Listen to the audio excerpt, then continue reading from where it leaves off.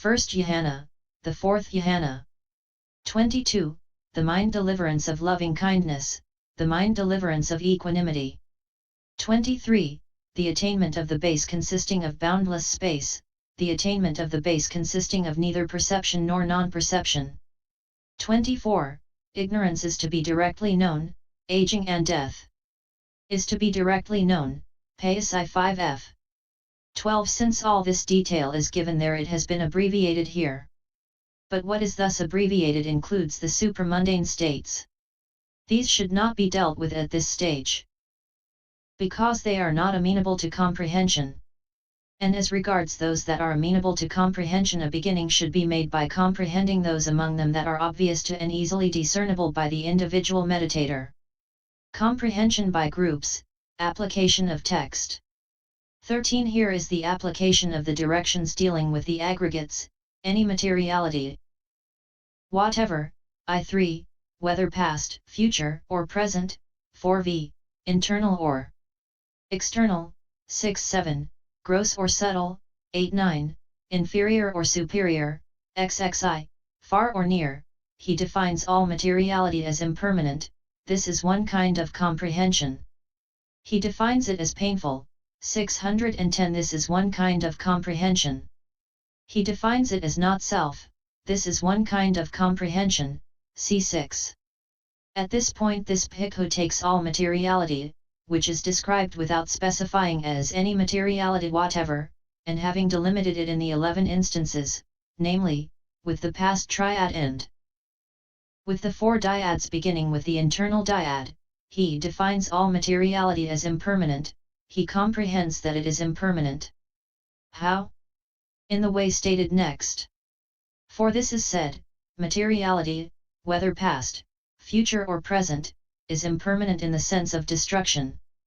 14. Accordingly, he comprehends the materiality that is past as impermanent in the sense of destruction because it was destroyed in the past and did not reach this becoming, and he comprehends the materiality that is future as impermanent in the sense of destruction since it will be produced in the next becoming, will be destroyed there too, and will not pass on to a further becoming, and he comprehends the materiality that is present as impermanent in the sense of destruction since it is destroyed here and does not pass beyond. And he comprehends the materiality that is internal as impermanent in the sense of destruction since it is destroyed as internal and does not pass on to the external state. And he comprehends the materiality that is external, gross, subtle, inferior, superior, far. And he comprehends the materiality that is near as impermanent in the sense of destruction since it is destroyed there and does not pass on to the far state. And all this is impermanent in the sense of destruction. Accordingly, there is one kind of comprehension in this way, but it is effected in 11 ways. 15. In all that materiality is painful in the sense of terror. In the sense of terror because of its terrifyingness, for what is impermanent brings terror, as it does to the deities in the Sihopama Sutta, S384. So this is also painful in the sense of terror. Accordingly, there is one kind of comprehension in this way too, but it is effected in 11 ways. 16. And just as it is painful, so too all that materiality is not self in the sense of having no core. In the sense of having no core because of the absence of any core of self conceived as a self, an abider, a doer, an experiencer, one who is his own master, for what is impermanent is painful, S382, and it is impossible to escape the impermanence, or the rise and fall and oppression, of self, so how could it have the state of a doer, and so on? Hence it is said, Bhikkhus, were materiality self, it would not lead to affliction, S366, and so on. So this is also not self in the sense of having no core. Accordingly, there is one kind of comprehension in this way too, but it is effected in 11 ways. 611. The same method applies to feeling, and so on. 17. But what is impermanent is necessarily classed as formed, etc., and so in order to show the synonyms for that impermanence, or in order to show how the attention given to it occurs in different ways, it is restated in the text thus: materiality, whether past, future, or present, is impermanent, formed, dependently arisen, subject to destruction, subject to fall, subject to fading away, subject to cessation. 7. The same method applies to feeling, and so on. Strengthening of comprehension in 40 ways. 18. Now, when the Blessed One was expounding conformity knowledge, he asked the question, by means of what 40 aspects does he acquire liking that is in conformity? By means of what 40 aspects does he enter into the certainty of rightness? p.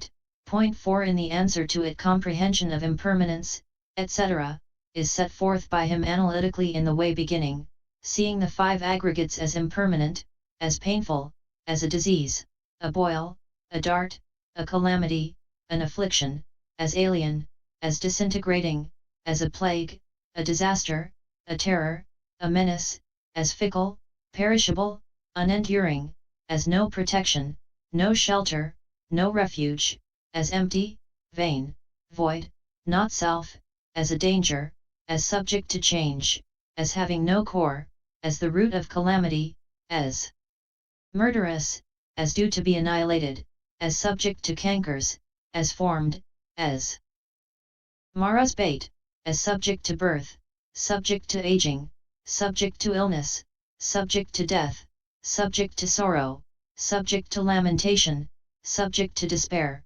subject to defilement. Seeing the 5 aggregates as impermanent, he acquires liking that is in conformity. And seeing that the cessation of the 5 aggregates is the permanent nibbana, he enters into the certainty of rightness.